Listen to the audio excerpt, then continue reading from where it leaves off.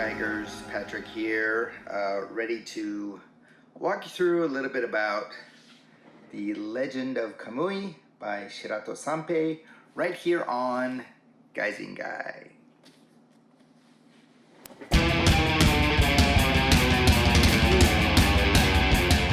Alright, let's get right into it.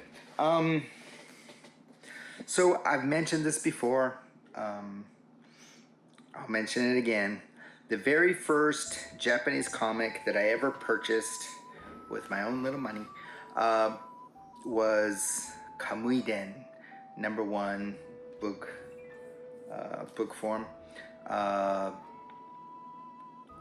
Exactly 40 years ago. Isn't that crazy? 40 years ago. And I'm only 36. So 40 years later, they finally come out with the English version of the original Legend of Kamui. There was a translation of Kamui Gaiden, and of course back in the 80s, and of course I purchased that, and I was a little bit, I was disappointed. I was a little kid. I was disappointed in the difference in art style because it wasn't quite the cartoony, I guess I want to say, more Tezuka-like art, at least of how Kamui himself was drawn, because he's still a little kid in like the early volumes. He looks a little bit more like Sasuke. Sasuke was Sasuke, of course, was a hit comic that Shirato did, and it basically, you know, financed his popularity here, making these for the weekly comic market. I think it was a monthly comic. It was shonen, so that was a monthly comic. So for that market, yeah, shonen, it says right there at the bottom, shonen. So that was a monthly book. Wasn't all comics, it was partly comics. The same one that Astro Boy and Gigantor, as their English titles are, showed up in. So it's definitely closer to the Tezuka style of drawing faces and stuff. But this was a hit show, turned into, a hit comic, turned into an animation as well, and definitely helped fund the early, well, it helped Shirato do the stuff he wanted to do. You know, like he did this to pay the bills, and but what he wanted to do was this. And so it was the whole magazine Garo was created mostly for Shirato to work on Kamui Den.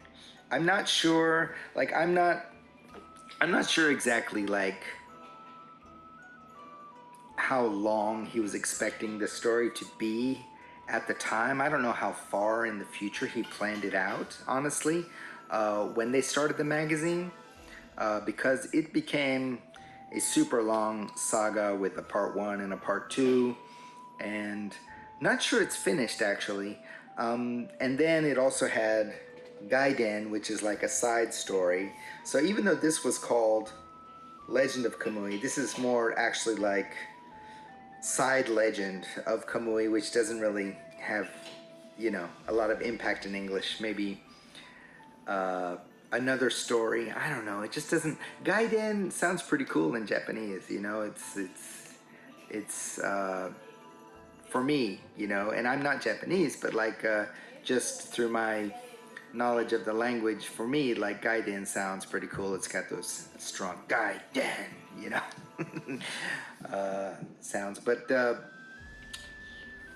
this is the one that I think a lot of people, actually, when they think of Kamui, they think of Gaiden. And when they made a movie this is the one that was adapted, was one of the stories here. In fact, it was this story here. This is, where is it? Right there. Sugaru no Shima, the island of Sugaru. And it is one of the best stories. I mean, it's a great story. What is interesting is that, and maybe I should have made a video just on like this separate thing, but what is interesting is that with this particular story is it was adapted for the animation, but it didn't show up in comic form until a lot later than some of the earlier Gaiden stuff. So I think the last 6 episodes of the Gaiden animation were based on Gaiden stories that hadn't been published yet, but were eventually published, like 20 years after the animation, I believe. So, well, I don't know if it's 20 years, but like quite a while, a decade, at least a decade. So they called that Legend of Kamui, but the actual like literal title Legend of Kamui is Kamui Den.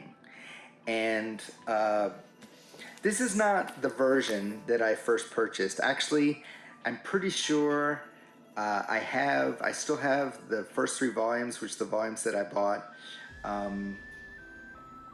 Pretty sure I still have them at my sister's, in my sister's basement with a bunch of my comics, old manga there. So I repurchased this to read it in Japanese. And you know, for my Japanese level, which is good, it's not perfect, especially when it comes to historical things. Some place names, some character names can tend to be, not tend to, but can be quite difficult, and so I have to look them up or whatever. And so it's true that reading this in English is still a lot faster for me than reading this in Japanese, but the reason why, and I might have told this story, I'm gonna tell it again, the reason why that I bought this when on the shelves at this Japanese grocery store, it was like a almost convenience store, because it was convenience store size, and it was like 75% like groceries and things from Japan, for like food related, and then 25% magazines. I don't remember if there was books, okay, but there was magazines, and there were gifts, like Japanese gifts, like the kind of gifts that you don't give to other Japanese people. You know, Japanese people are not giving other Japanese people kites and lanterns and little mini swords and stuff. They're giving us gaijin those, you know, because we go cool, you know. So the whole, you know, the exotic aspect of those gifts definitely makes them popular for people from other cultures, because they're obviously different and obviously unique and exotic. So so they had these walls of comics. Eventually they added videos, like VHS videos that were taped off regular Japanese TV that you could rent. And most of the big cities I've been to that have a sizable Japanese population have some store, at least one or more stores like this. So there's some company in Japan which has like 50 different recorders, VHS recorders, going at the same time, recording all the channels. There was only like 4 channels, but recording all the channels, making all these videos, dubbing those, and sending them to these places, these Japanese communities in different parts of the world, which obviously not above board thing, you know, but it was common. And that's how I got to see a lot of shows in the late '80s. Was through that. Anyway, I'm getting off the point. So there was all these comics, okay? All the new comics. We're talking 1986, 1987, I think 86. Had 86 because I was 15. So 86, 87. That's not right. 84 to 85. Sorry. I'm so bad at math. 84 to 85. I'm actually really good at adding up stuff quickly, though. 84 to 85. I was in the store. It was the first time to go. I was with my friend Jim, longtime friend, and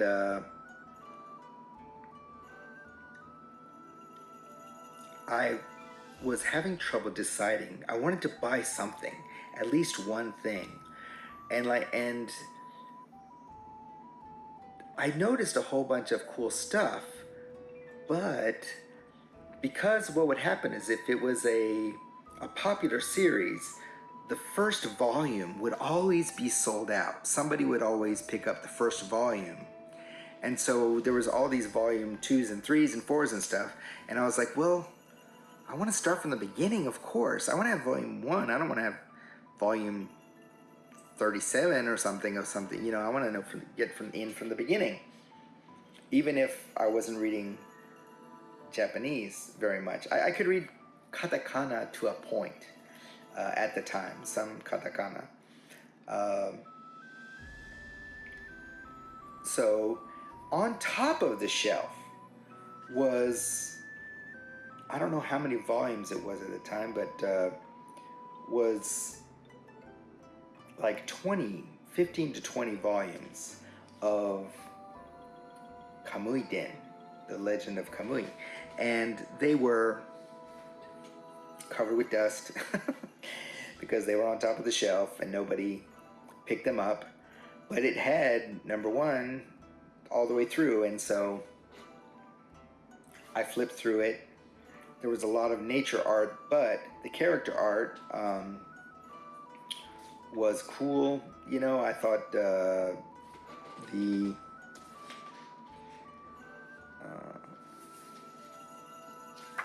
there's a big hairy monster thing that shows up, and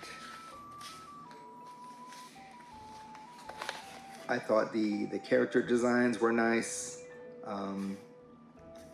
You know, a little bit more cartoony, a little bit more Tezuka-like than, let's say, Gaiden was. And so I went for it. And I bought that, and I brought it home. And it took me forever to figure out what the kanji den meant, because I didn't have a kanji dictionary at the time. I wouldn't have been able to use it anyway at that time. I had an English to Japanese dictionary that basically was not for me, but for like a Japanese person to look up. They would look up the Japanese word, and they would have the English. Okay, so not English to Japanese, Japanese to English. But it wasn't in any kind of, like, I wouldn't have known where to start to look it up. So I just flipped through it until I found that kanji, and then it said legend, and I was like, oh, okay, Legend of Kamui. And I couldn't read it at the time, but I made several characters based on that design. And I remember one, she was a ninja high school girl. I don't know if she was a high school girl, but anyway, she was a ninja girl. And I called her Tobu Tobu, like jump fly, which, I don't know, it's embarrassing now to look back on those things. But I knew that translations had already been put out in other languages, I believe Spanish, French, Italian. So I was very excited to learn about this, even though I have, and I can now read Japanese much better. and I have this in Japanese. I wanted to have this in English. I don't actually collect much manga in English. I often do if I think the essay that's accompanying it is going to be especially useful or valuable, or but this I liked the look, I liked the design. Amazon, I got it through Amazon, and when it arrived, there were some, there are some bumps and things here which I wish would have been avoided. So that's too bad. But the obi is on there in good shape. I think, as much as this is an interesting design, I really would have liked if they would have maybe incorporated the design of like some of the clothes of, for example, Saesa. I think she's got, Saesa is this character here. This kind of character with the wild hair, kind of a wild girl character, shows up in a lot of his works, and they often have the same motif on their kimono, which is eyes. And I just thought that would be a really cool pattern. I want to make a shirt. I'm gonna make a shirt with just eyes, like this, in the general form of eyes, because it's cool and creepy at the same time, and that's what I'm shooting for, like even with my little skulls here. Cool and creepy, maybe weird. I like maybe weird. So $40, a nice, it's like 600 pages. Definitely worth it. Definitely worth it. If you know, like if you read the Gaiden stuff, the later stuff, you already know he's a ninja. In fact, in the Gaiden time in his story, he's already kind of grown up quite a bit. Throughout Gaiden, he's already what's called a nuke ni. Okay, that means he's like a ex-ninja. He got out of there, like an ex-mafia. He's washed his hands of it. In Japanese, they say they've washed their feet of it. Ashirado, right? So he got out of it, and that put a target on his back. Because no one's allowed to leave the ninja hood. So that's kind of the story there. But in this, ninjas show up, but they're still kind of looking at Kamui from afar. So if you're expecting great ninja action in Volume 1, there's great action, and there is some stuff but it's not what I would call like a purely action comic. I think there's so much going on here. The nature scenes, there's a lot of scenes with animals just doing their best to survive. One of the great characters in here, animal characters, is obviously easy to empathize with, is the white wolf character. There's a white wolf. Because it's different, it's treated differently within its pack, and so just to see the things that white wolf goes through is quite interesting. I'm not exactly sure like what exactly Shirato is trying to say with his animal scenes, and he comments on it in there. It's like it's just. Okay, now we're going to focus over here, now we're going to focus over there. There's a lot of commentary, self-commentary. And he says, like, I'm not saying that these people are like these animals. But obviously there is some commentary that goes on there. And I don't want to spoil anything, so I'm not going to get into too much about any kind of theories or anything, but definitely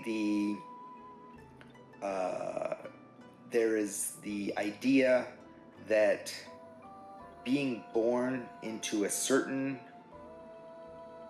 culture that has hierarchies, and being at the bottom of those hierarchies sucks. And being at the top of those hierarchies lets you get away with some hinky shit. Okay? That theme runs throughout his whole oeuvre, you know, the class, basically. So I'm not like, Japanese history is definitely not my forte. There are other people who comment, who have written about his earlier series, Ninja Bugecho, that know Japanese history very well. And I remember reading, I want to say it was Matt Alt, but I'm not sure. I remember reading that particular commentator saying that you need that context to get Shirato's ninja oeuvre. And I would say it adds, but I don't think it's 100% necessary. But I'm also not sure, like, from my particular perspective, if that's, if I'm being totally honest, just because through osmosis I've picked up lots of different pieces of history and things. But I seriously think you don't need to know Japanese history at all to get what's going on. You know, like, it's all explained quite clearly. At first you're like, there's in the way that this is translated, they leave a lot of Japanese in there, like titles and stuff. And that is a choice, you know, like, that is a choice. As somebody who likes to dissect the comics that they read, I appreciate that kind of thing, you know, with footnotes and this is, you know, this means this, etc. Because then when I go back into the Japanese, I actually can make a more quickly direct connection. You know, there are certain positions like Metsuke, which I'd never heard of. Asked my wife, do you know Metsuke? And she's like, yeah, you know, it's a job. You know, it's and Karo, and so there's a couple of things in here that you might want to keep like a little memo of what they mean, because it's so long, but they mention them every once in a while. But basically you have your lord, and you have his vassals, and they have different positions, and it's, some of those positions are, they have to keep the farmers in line, make sure they pay their taxes, and then the farmers themselves, there's like a head farmer, he gets extra benefits for keeping, you know, keeping the farmers in line, etc. But he's still considered one of them, but he has, you know, he's got some benefits. And then you have, of the farmers, you have genin, which is like the lower level farmers. And the lower level farmers don't own land. They're actually just support, you know, like they tend to the horses and they live in the stables. And one of our characters is, there's several sons of people. So you have fathers and sons. And they look alike. The fathers like look alike in a way. So, you know, you might find yourself referring back to the character guide and looking at their clothes, because the clothes are basically stay the same. And so they're treated a little bit more harshly than the farmers, which the farmers are not always treated very nicely by the lords and whatever, the vassals, etc. And then they even have the lowest caste, which is the outcasts, is what it's translated as, and that's hinin, which in Japanese, if you read it like literally, non-person. And these are your, I think there's a Hindu caste called the undesirables, and they're the butchers, and they're dispose of bodies, and they're used as executioners. And in the story, And I don't think I'm giving much away by saying that the way that the uppers use the lowers against each other keeps them all in line and keeps the uppers in power. And so it's not a great surprise that this story had a big impact on college kids in the 60s when in Japan, just like in America, we started to feel like, oh, maybe the people in charge don't have our best interests in heart. Maybe we're being lied to. Maybe we're being used and pitted against each other instead of working towards, having better government. So, big impact in that area. Like I said, if you look into research into the Garo magazine, you will get a lot more deep insight than what I can offer. I'm just very surface level stuff, but just to kind of get you in there, so you know that there's different levels of folks in here, and they're struggling with the lot that they have in life. And then you have your main character, who here being put down, who is like, F all that BS. Okay, and that's why he's such a great character. He's like, I'm gonna find a way to get out of all this. I'm gonna become so badass that I do not have to live by this effed up system.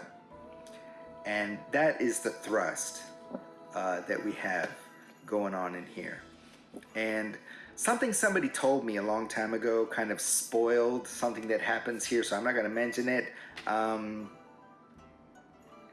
But so then why did I just say that? I don't know. I don't know.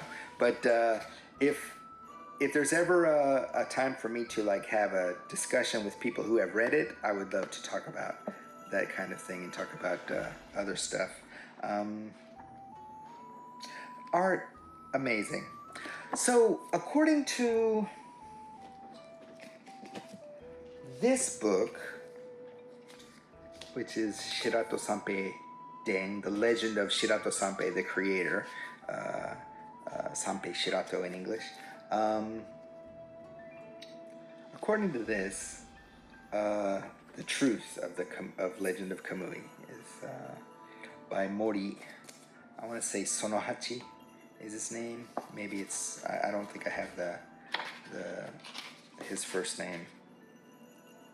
Jinpachi, that's right. Okay, so Mori Jinpachi.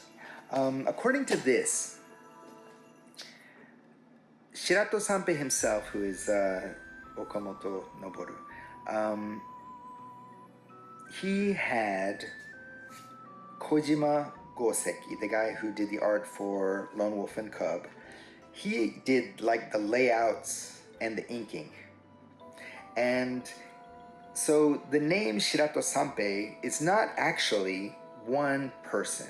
It's actually, you have your main guy who's the thrust, the creative force, and then you have his brother, and you have Kojima, and you have other family members who contributed to the making of Kamui, contributed to the making of the magazine, and he kind of used that name to, even though when we think of that name, we think of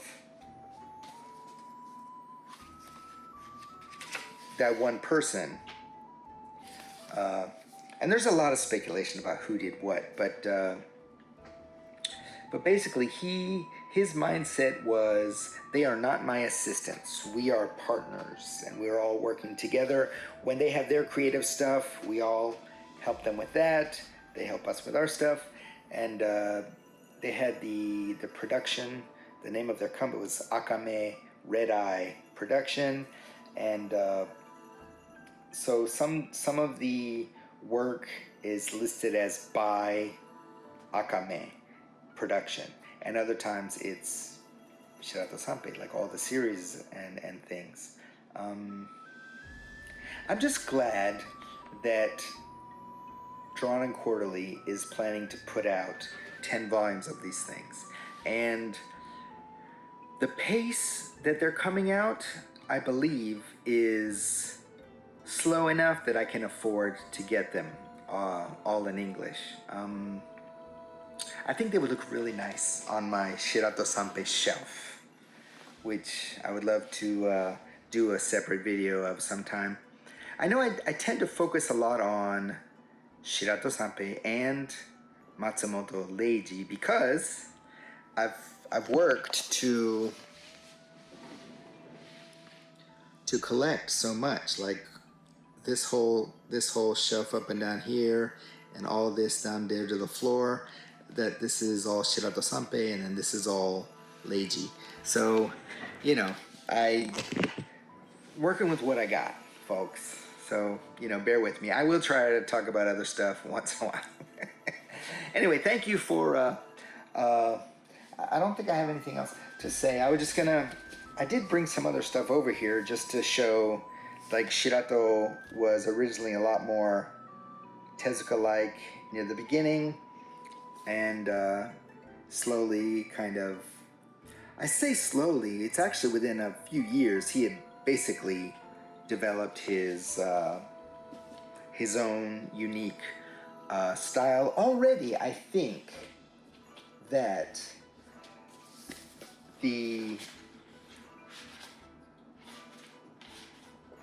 some of the art I noticed in here, the eyes, not so much here, but like the eyes are already kind of Shirato, you know? Just, I don't know. Could just be me. Some characters look exactly like Tezuka stuff, like near the beginning. But I think eventually, you know, kind of got out of that and worked toward his own thing. I am sure, and I could be completely wrong, that Kojima had a big influence on him in developing his own thing. Kojima also, like his original style, and then once he went full gekiga, changed. It evolved more towards what we think of when we think of. He was a lot prettier, a lot more precise during his Kashihon manga days. So I always like to see that kind of progression. And so, like,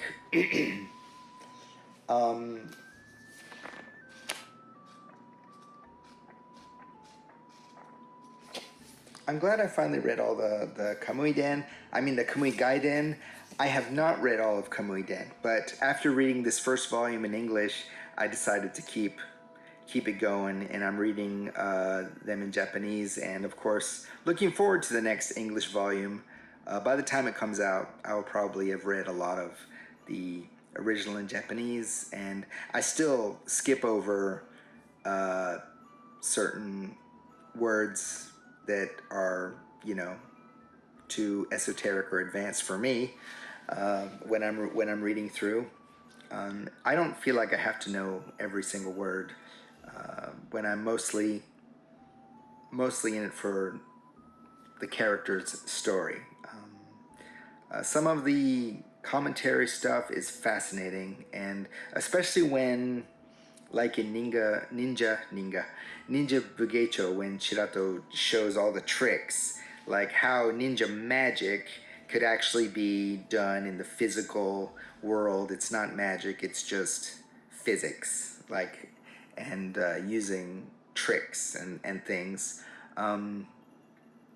Even those tricks, though, like, it's basically magic because I think too difficult to pull off, but well, you know.